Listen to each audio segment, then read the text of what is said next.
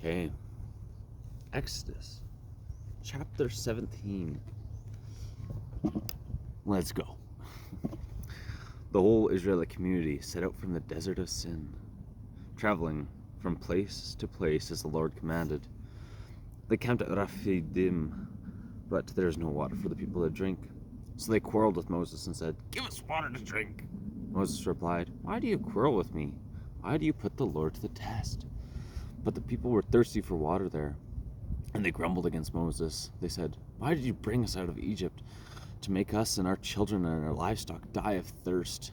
Then Moses cried out to the Lord, "What am I to do with these people? They are almost ready to stone me." I don't know how that would help, but whatever. The Lord answered Moses, "Go in front of the people.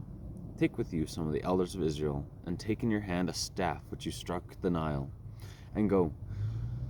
I will stand before you at the rock of Arab. Strike the rock, and the water will come out for the people to drink." So Moses did this in the sight of the elders of Israel. He called the place Massah and Meribah, because the Israelites quarreled, because they tested the Lord, saying, "Is the Lord among us, or not?" That the Lord indeed is among us. The Kimelites came and attacked the Israelites of Rephidim. Moses said to Joshua, "Choose some of our men and go out to fight the Kimelites. Amalek. Whoa. Elamites. Wow. Tomorrow I will stand on top of the hill with the staff of God in my hand." So Joshua fought the Kimelites as Moses had ordered.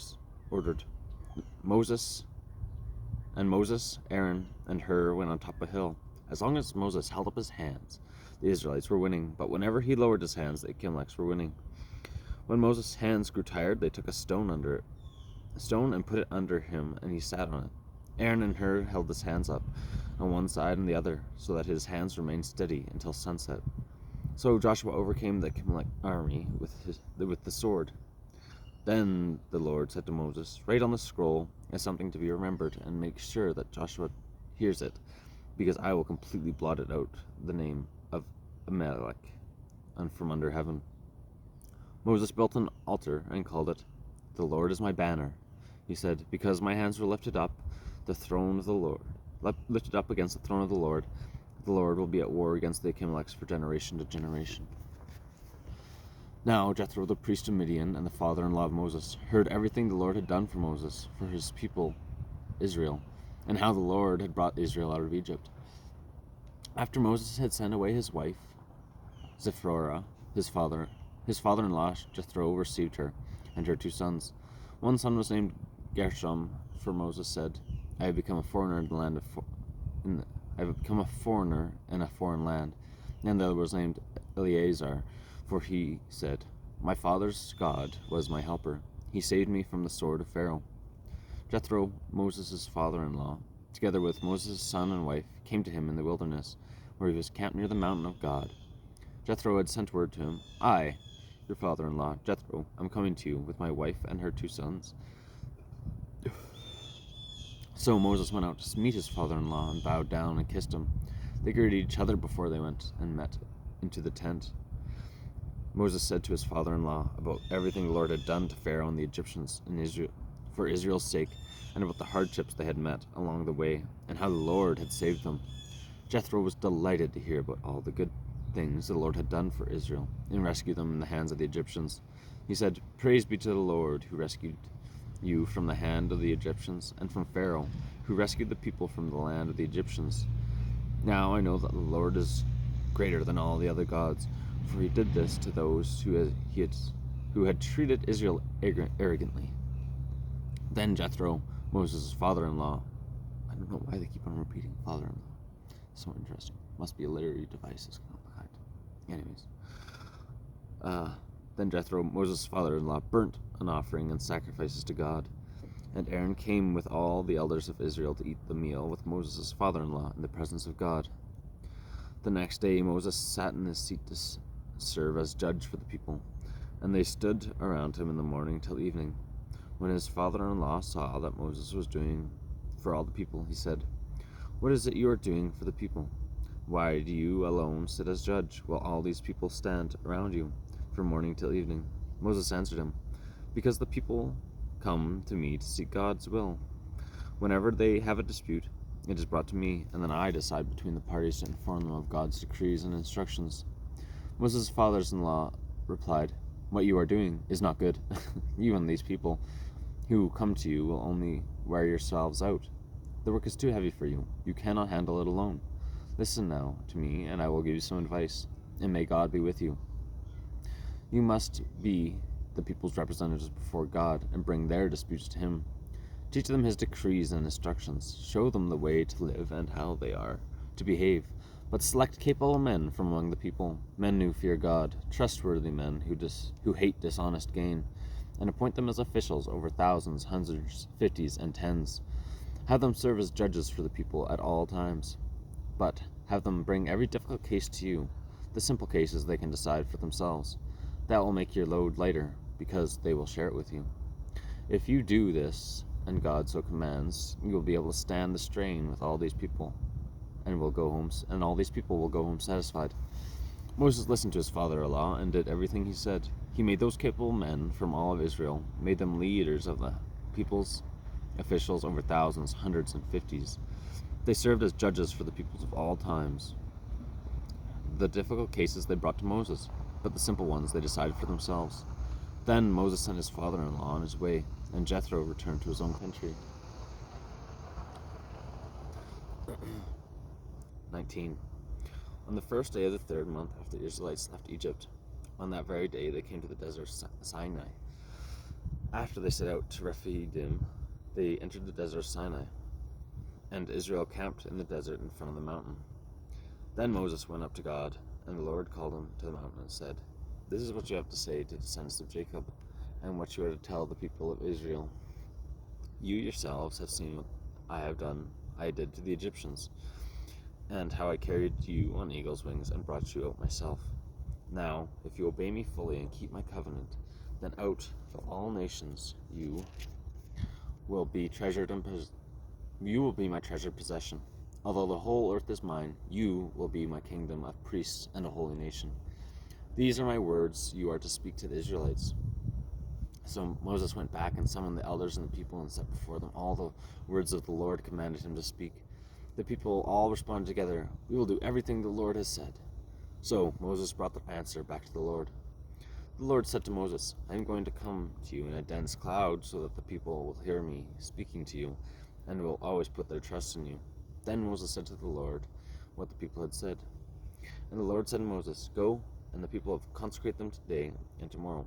Have them wash their clothes and be ready for the third day, because on that day the Lord will come down on Mount Sinai in the sight of all the people. Put limits around the mountain and tell them, 'Be careful, do not approach the mountain, and do not touch the foot of it. Whoever touches the mountain will surely be put to death. They are to be stoned or shot with arrows. Not one hand is to be laid on them. No person or animal shall be permitted to live. Only but the ram's horn sounds the long blast may they approach the mountain.'" After Moses had gone down from the mountain to the people, he consecrated them and they washed their clothes. They said to the people, "Prepare themselves for the third day, abstain from sexual relations." On the morning of the third day there was thunder and lightning with a thick cloud over the mountain, a very loud trumpet blast. Everyone in the camp trembled. Then Moses led the people out of the camp to meet with God, and they stood at the foot of the mountain. Mount Sinai was covered with smoke, because the Lord had descended on it in fire. The smoke billowed up from it like smoke to the furnace, and the whole mountain trembled violently. As the sound of the trumpet grew louder and louder, Moses spoke, and the voice of God answered him. The Lord descended on top of the Mount Sinai and called Moses to the top of the mountain. So Moses went up, and the Lord said to him, "Go down and warn the people, so they do not force their way through to see the Lord. And many of them perish. Even the priests who approach the Lord must consecrate themselves, or the Lord will break out against them." Moses said to the Lord, "The people cannot come up to Mount Sinai, because you warned us. Put limits around the mountain and set it apart as holy." The Lord replied, "And bring Aaron up with you, but the priests and the people must not force their way through to come up. to the Lord, or he will break out against them. So Moses went down to the people and told them. God spoke these words, I am the Lord your God who brought you out of Egypt, out of the land of slavery. You shall have no other gods before me. You shall not make yourself an image in the form of anything in heaven above, or on earth beneath, or in the waters below. You shall not bow down to them or worship them, for I, the Lord your God, am a jealous God, punishing the children for the sin of their parents to the third and fourth generation to those who hate me, but showing love to 1,000 generations of those who love me and keep my commandments.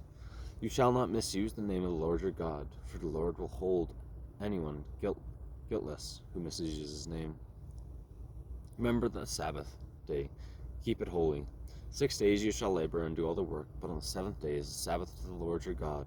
On it you shall not do any work, neither you, nor your son or daughter, nor your male or female servants, nor your animals, nor any foreigners residing in your towns. For the 6th day the Lord has made the heaven and the earth, the sea, and all that is in them. But he rested on the 7th day. Therefore the Lord blessed the Sabbath and made it holy. Honor your father and your mother, so that you may live long in the land the Lord is giving to you. You shall not murder. You shall not commit adultery. You shall not steal. You shall not give false testimony against your neighbor. You shall not covet your neighbor's house. You shall not covet your neighbor's wife, or his male or female servants, his ox or donkey, or anything that belongs to your neighbor. When the people saw the thunder and lightning, and heard the trumpet, and saw the mountain in smoke, they trembled with fear. They stayed at a distance and said to Moses, Speak to us yourself, and we will listen, but do not have God speak to us, or we will die. Moses said to the people, Do not be afraid. God has come to test you, so that the fear of God will be with you to keep you from sinning. The people remained at a distance while Moses approached the thick darkness where God was. Then Lord said to Moses, Tell the Israelites this, You have seen yourselves that I have spoken from heaven. Do not make any gods alongside me. Do not make yourselves any gods, silver or gods of gold. Make an altar of earth for me, and sacrifice on your burnt offerings and fellowship offerings, your sheep and goats, and your cattle. Wherever I cause my name to be honored, I will come and bless you. If you make an altar of stones for me, do not build it with dressed stones, for you will defile it. If you use a tool on it, you will defile it if you use a tool on it. And do not go up to my altar on steps, or your private parts will be maybe exposed. These are the laws that you have set before them. Very nice. So, dang it, I lost my spot. Okay, sleep well. That was a really short one. Let's read a little bit of Romans. Romans 13. Let everyone be subject to the governing authorities. There is no authority except that which God has established. The authorities that exist have been established by God. Consequently, whoever rebels against authorities is rebelling against God, what God has instituted, and those who do so will bring judgment on themselves. For rulers hold no terror for those who do right, but for those who do wrong. Do you want to be free and from fear of the one in authority? Then do what is right, and you will be condemned. For the one in authority is God's servant for your good. But if you do wrong, be afraid, for rulers do not bear the sword for no reason. They are God's servants, agents of wrath, bring punishment on the wrongdoers. Therefore it is necessary to submit to authorities, not only because of possible punishment, but also the matter of conscience. This is also why you pay taxes, for the authorities are God's servants, who give their full time to governing. Give everyone what you owe to them. If you owe taxes, pay taxes. If revenue, then revenue. If respect, then respect. If honor, then honor. I will mention to that as long as the authorities line up with God's will, but if they fall apart from God's will, then you make sure you align yourself up with God's will. Love your neighbor as yourself. Love fulfills the law. Let no debt remain outstanding, except the continued debt to love one another. Whoever loves others has fulfilled the law. The commandments: you shall not commit adultery, you shall not murder, you shall not steal, you shall not covet, and whatever other command there may be, are summed up in this one command: love your neighbor as yourself. Love your neighbor.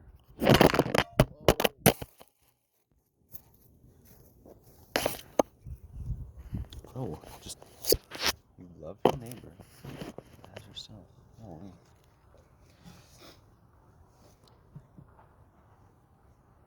Love does no harm to a neighbor. Therefore, love is the fulfillment of the law. And do this, understand the present time. The hour has come for you to wake up from your slumber, because our salvation is nearer now than we ever first believed. The night is nearly over, the day is almost here, so let us put aside the deeds of darkness and put on the armor of light, not carousing in drunkenness, nor sexual immorality, or debauchery, not in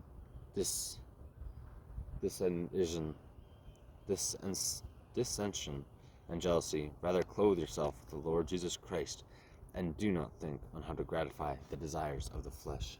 Amen. Dear Lord, thank you for today, and thank you for the plans you have for us. Thank you that you are sovereign, and that you love us, and that you've shown us how to love, and that these 10 commandments, that they are valued, and they are your will, and they are how to love. And first 3 commandments, so important. We must love you before we can love anybody else. Let us get that through our heads. So, thank you for love, Lord, because you are the true love. Amen.